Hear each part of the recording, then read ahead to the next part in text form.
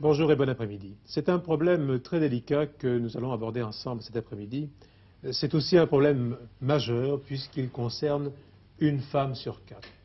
Nous avons un peu hésité avant de l'inscrire à notre programme. Et puis en fin de compte, c'est votre décision qui l'a emporté. Je veux dire, à la suite de l'appel que nous avions lancé, ce sont les nombreuses réponses que vous nous avez adressées, les témoignages, les interrogations, les marques de confiance dont nous avons témoigné qui nous ont fait inscrire ce sujet.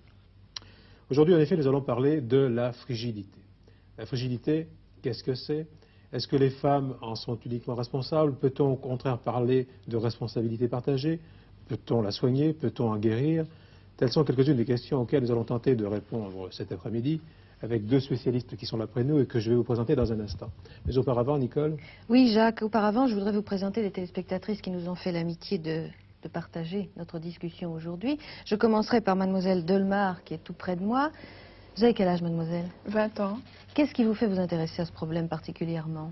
Bien, c'est-à-dire que j'ai déjà contacté beaucoup de personnes, surtout au milieu hospitalier, et j'ai eu beaucoup de confidences à ce sujet. Vous êtes infirmière? Stagiaire infirmière. Et vous avez assisté à des confidences qui vous ont fait réfléchir. Qu'est-ce que vous en avez déduit vous-même? Que c'était un sujet assez important, qu'il fallait s'en occuper vraiment sérieusement. Est-ce que vous avez déjà un diagnostic personnel sur le problème?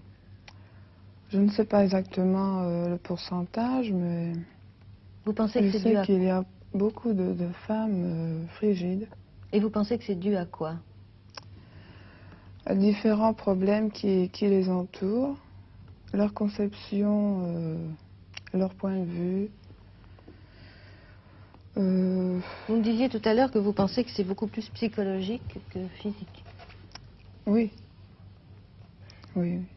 Et pourquoi est-ce que vous avez eu envie de participer à cette émission? Est-ce que vous pensez plus tard vous spécialiser, essayer d'aider les femmes, en parler autour de vous?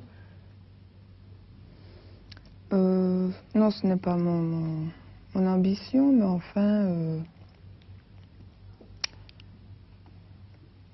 Vous pensez qu'il fallait en parler et vous avez souhaité être oui, là? Oui, Bien, oui. nous y reviendrons, mademoiselle.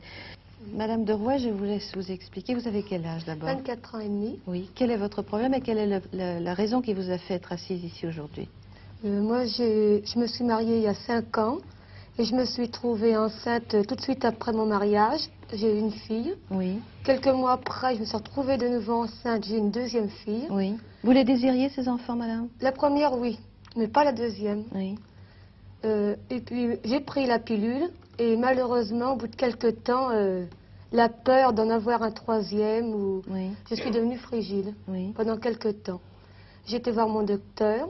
Mon mari, on s'explique avec mon mari.